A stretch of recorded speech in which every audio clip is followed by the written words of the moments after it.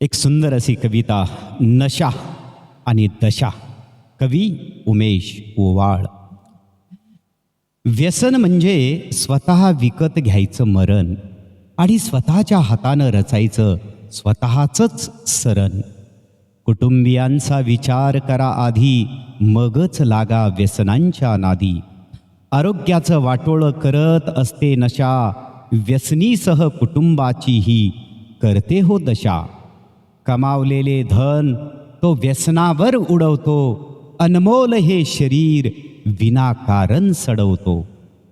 कुत्सित नजरेनं आजूबाजूचे बघू लागतात, प्रचंड तणावाखाली कुटुंबीय जगू लागतात.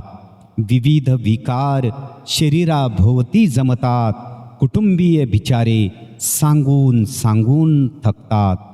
दूर ठेवा व्यसनाच्या त्या भयंकर काट्याला, दारिद्र्य विनाश नैराश्य येते उगीचच आपल्या वाट्याला.